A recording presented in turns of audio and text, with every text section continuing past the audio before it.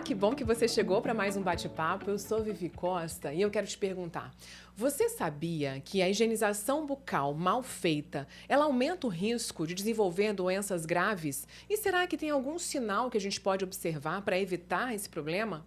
Vamos conversar hoje com o Dr. Alessandro Januário, mestre e doutor em periodontia e diretor da Faculdade de Área de Odontologia.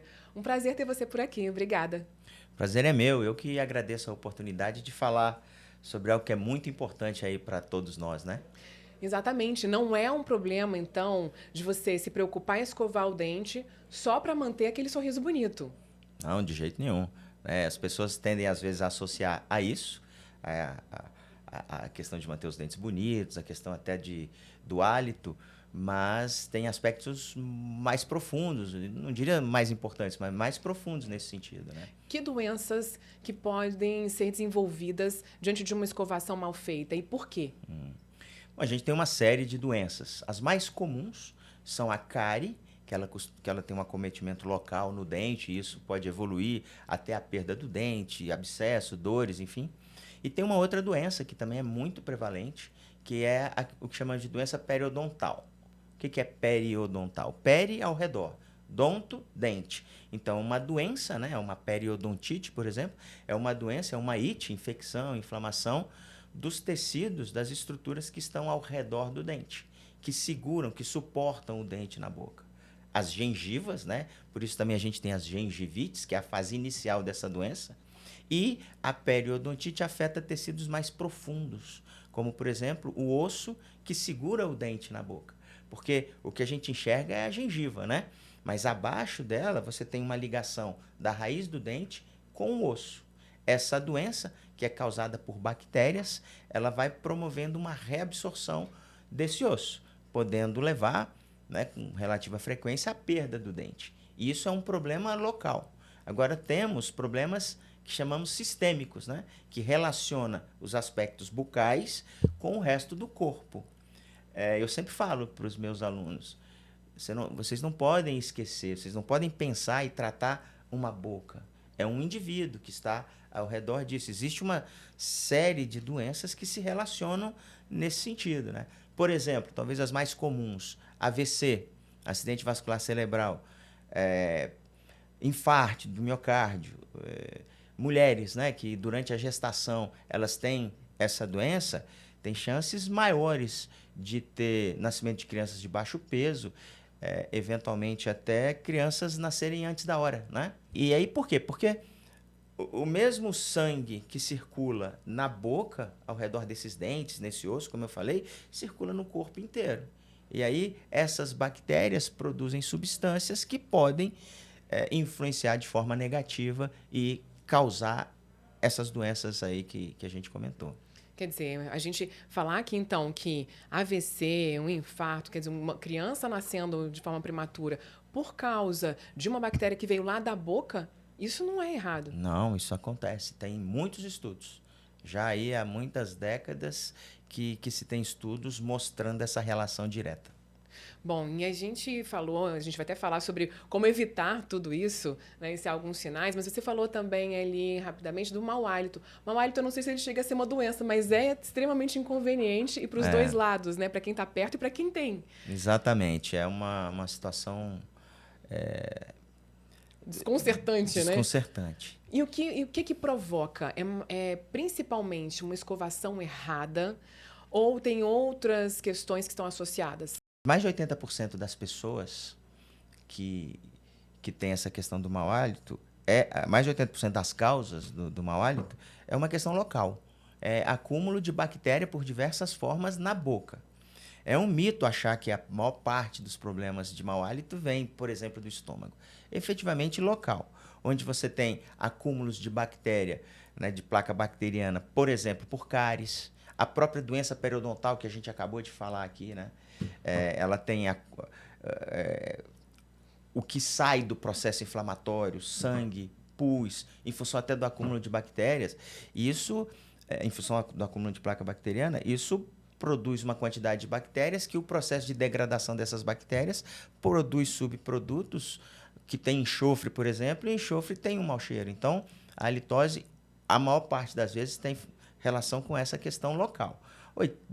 Mais de 80% é assim, e próximo de 20% associa-se a outros aspectos, como aspectos sistêmicos. Aí se relaciona, por exemplo, a questões até intestinais, pessoas que têm constipação, né, fica muito tempo sem ir ao banheiro, tem esse problema, questões gástricas, pacientes diabéticos, eventualmente, têm um hálito cetônico, enfim, tem esses aspectos, mas a causa principal é local.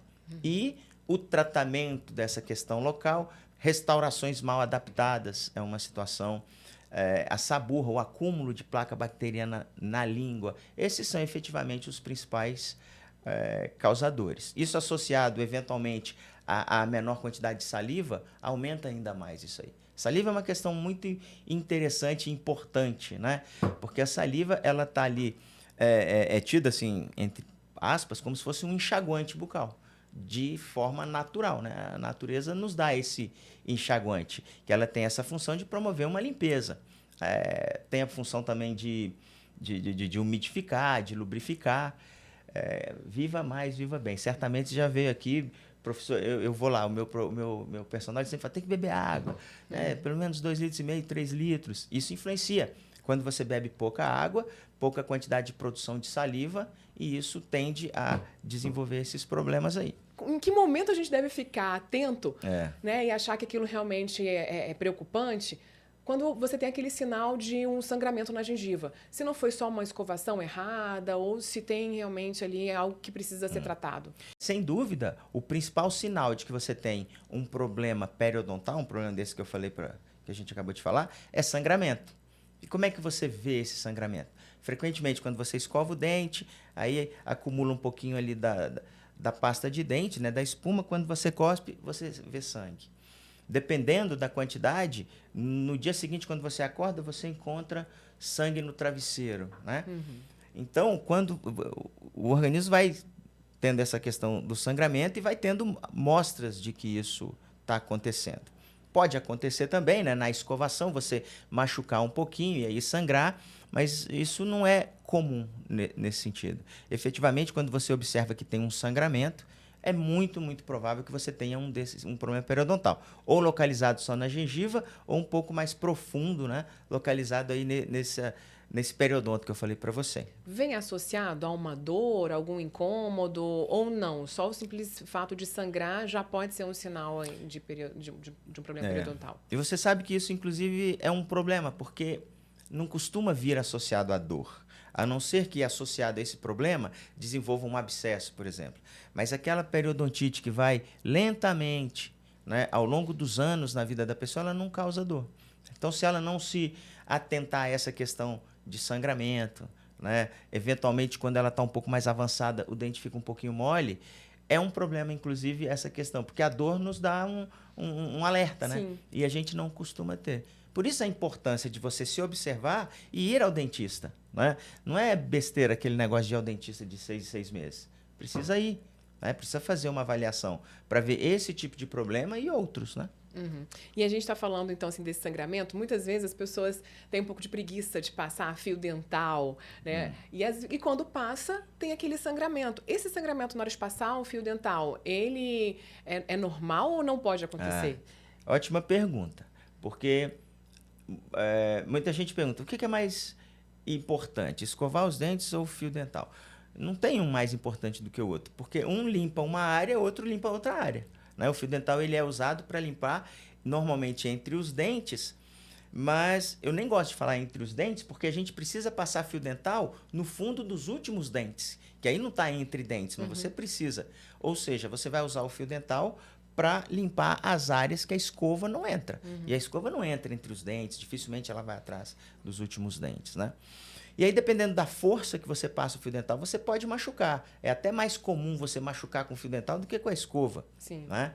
Mas passar o fio dental com a força adequada, da forma correta, né? Como você deve aprender com o seu dentista, o dentista tem essa obrigação, não é para sangrar. Se sangrou, tem sinal do problema que a gente conversou aqui. Já ouvi dizer que quando a pessoa não está muito acostumada a passar o fio dental e ela começa a passar, nesses primeiros dias, acaba sangrando um pouquinho. né? Mas isso acontece de fato. Depois, nos próximos dias, isso tende a diminuir?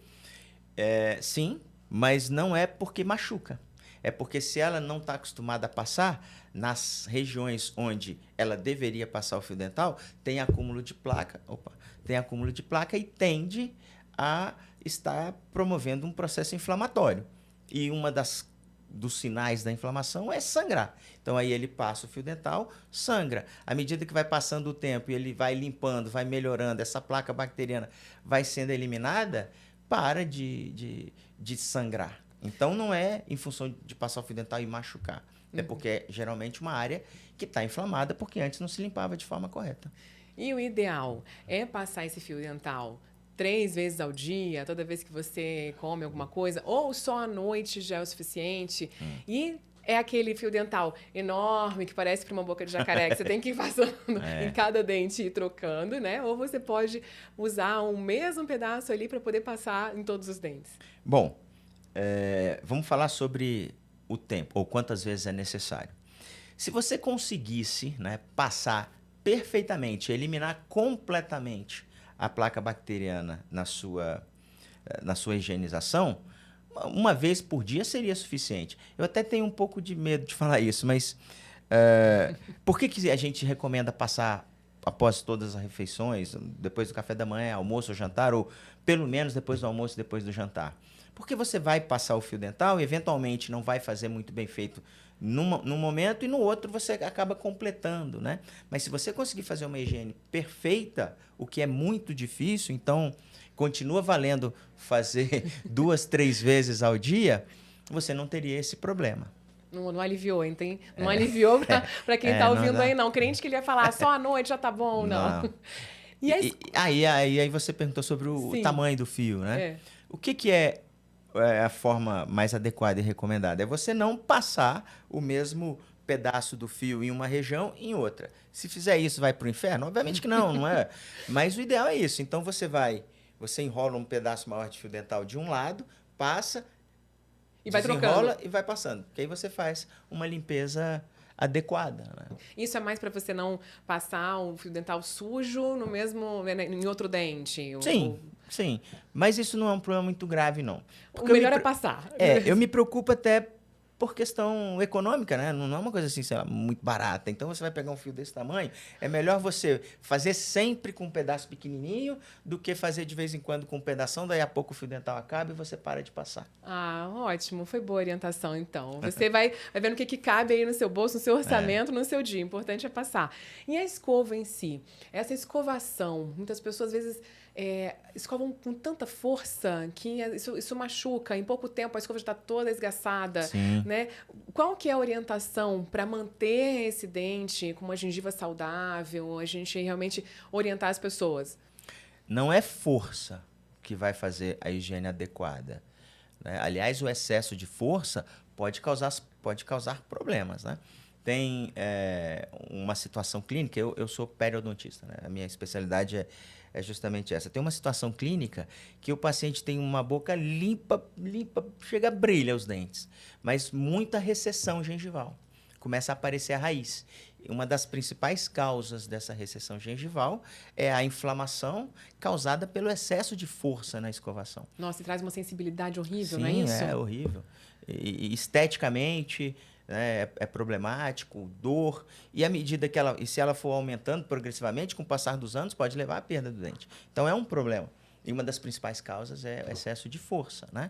Então, não é força, é o jeito certo. E o que é o jeito certo? Existem técnicas, existem diferentes tipos de escova, mas a melhor escova é uma escova macia, né? Escova dura ajuda a causar o problema que eu te falei anteriormente.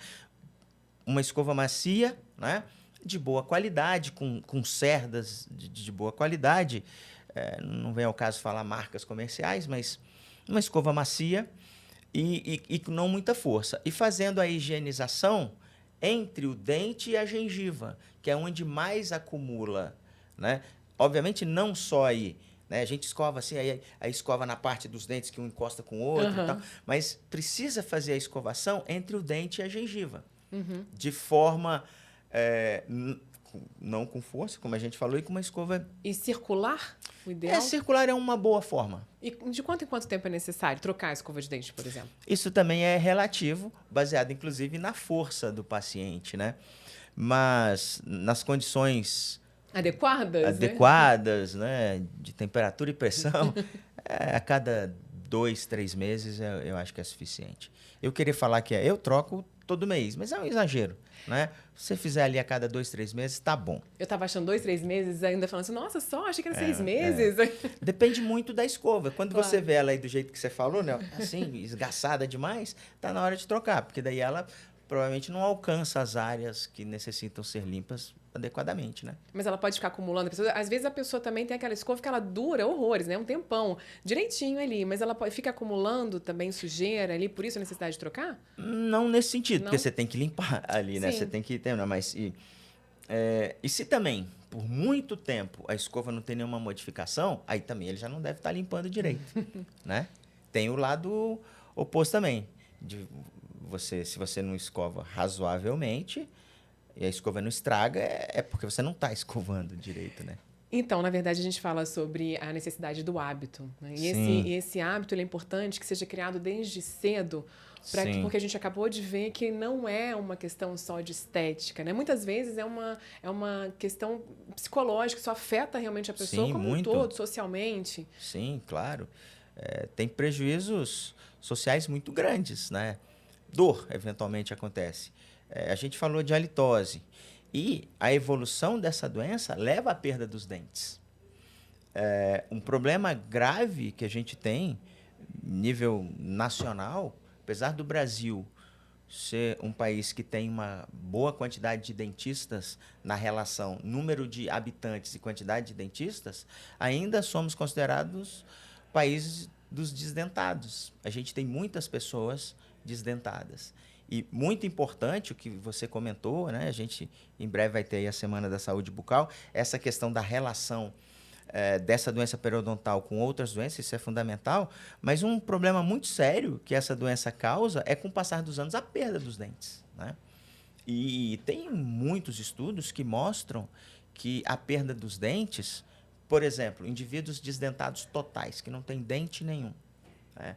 Aí a forma mais fácil, barata, né, de se resolver isso é fazer dentaduras, uma prótese total superior, uma prótese total inferior. A grande maioria das pessoas se adaptam bem com uma dentadura superior.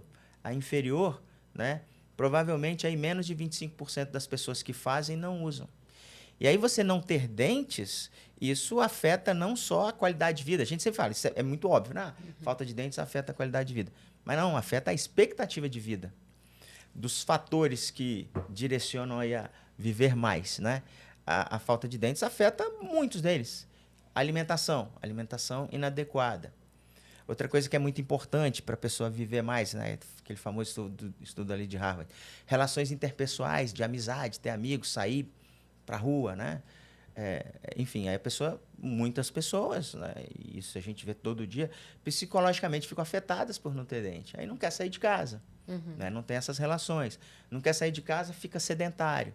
Então, uma coisa vai puxando a outra e, efetivamente, a pessoa que passa muito tempo da vida sem dentes tende a ter um encurtamento da vida, assim. Sem dúvida. Então, assim, por isso aí a gente vê a necessidade e a importância de, desde pequenininho, já ir ensinando para que isso vire um hábito. A importância de políticas públicas para tratar esse tipo de paciente, né? Hoje, no sistema público, a pessoa consegue fazer esse tratamento? Sim, esse tratamento, o sistema de saúde consegue atender, basicamente, boa parte dos tratamentos necessários, né? Mas é aquele, assim, às vezes com pouca eficiência, infelizmente, né? Por exemplo, essa questão dos desdentados totais. O que eu sei, que no sistema de saúde demora muito para entregar uma prótese. Até amigos que trabalham lá falam que quando vai entregar, às vezes, um ano depois, o paciente já até morreu, né? Por outras causas, enfim, né? Mas conseguir oferecer um tratamento desse tipo, porque é um tratamento eficiente e barato, especialmente na arcada inferior, se a gente conseguir associar a colocação de alguns implantes, que talvez seja um pouco mais difícil colocar isso no sistema de saúde, mas eu acredito que isso é possível, né? Até no passado já desenvolveram projetos nesse sentido, porque melhora muito. Se você, naquele contexto de você faz uma dentadura superior, o paciente se adapta bem. No inferior, se ele não conseguir, se ele tiver ali nos 75%, que é a grande maioria não conseguir usar, se você associar a instalação, por exemplo, de 2 implantes, né? Nesses implantes você colocar algum sistema de abotoamento dessa prótese, a melhora da qualidade de vida e a expectativa de vida vai lá para cima. É muito bom. De repente, uma medida aí que vai ajudar a melhorar a expectativa de vida com um sistema mais simples, né? Sim, e no contexto de saúde pública, pessoas que não têm dentes têm mais doenças. E isso, consequentemente, torna... Vai gerar outros problemas. Então, uma prevenção, né? E, aliás, prevenção é a palavra para tudo isso que a gente está fazendo. A importância de você fazer a prevenção, né? Aí você já falou escovar dentes, passar fio dental, ir ao dentista para que fazer essas avaliações, ver qual que é o tipo de doença e fazer o tratamento. Alimentos, tem alguns que são que causam mais cáries do que outros, Sim, devem ser evitados? Com certeza.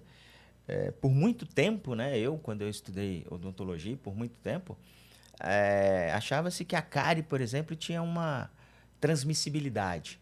A doença periodontal tem essa transmissibilidade famílias tendem a ter um tipo de flora bacteriana muito parecido pela convivência, enfim. E agora, a doença cárie, que por muito tempo era tido como transmissível... Não é? Não é. É mesmo? Recentemente, aquela história assim que a gente... eu não acho que é um hábito saudável e higiênico. Mas, se você pegar a sua colher e pôr no seu filho, ele vai ter cárie também. Isso, sempre evitei pensando nisso. Mas não é uma coisa que deve ser feita. Claro, também, né? Pensando nisso também. Por outros aspectos, mas nesse sentido não é um problema. A cárie, né? Falamos do flúor. O flúor, né?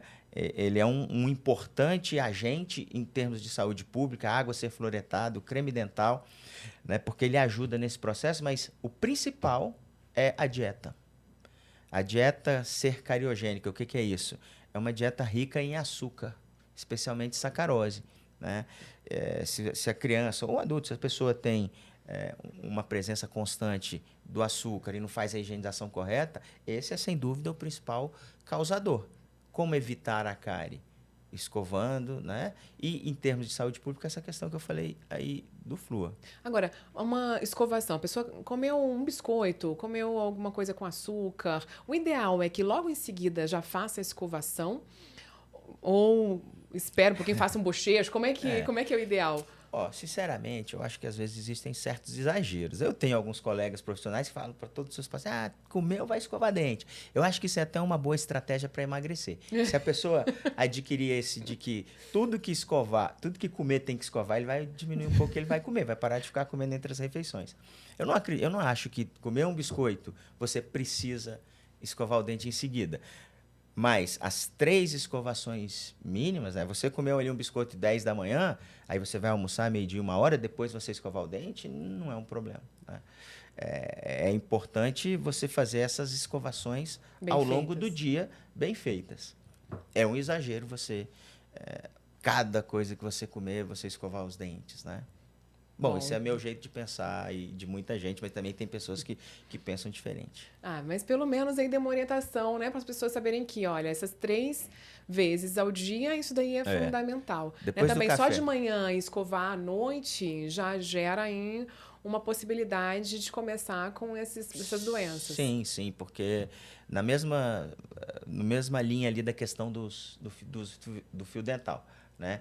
Você vai escovar o dente de manhã, faltou um pedacinho que eventualmente a escova não passou direito. Depois do almoço, você escova tudo de novo e aquele pedacinho entra na história. Então, escovar as 3 vezes ao longo do dia é muito importante para essa questão de, ao final do dia, você ter feito uma boa higienização completa. Assim, ao longo do dia, você fez esse processo adequadamente, né? Doutor Alessandro, muito obrigada pelas explicações. Espero que a gente tenha contribuído para você fazer uma boa higienização, cuidar da sua saúde e viver mais e viver bem. Obrigada. Isso. Eu que agradeço, né? E aproveito, né? E é o básico. Escova os dentes, passa fio dental, né? E procure um dentista minimamente aí a cada 6 meses, né? Que aí a tendência é você ter uma saúde bucal muito boa, uma saúde bucal que vai te dar qualidade, né? Você vai ter, além de um sorriso bonito, você vai ter saúde. É isso. Obrigada, um beijo para vocês, até a próxima. Tchau, tchau.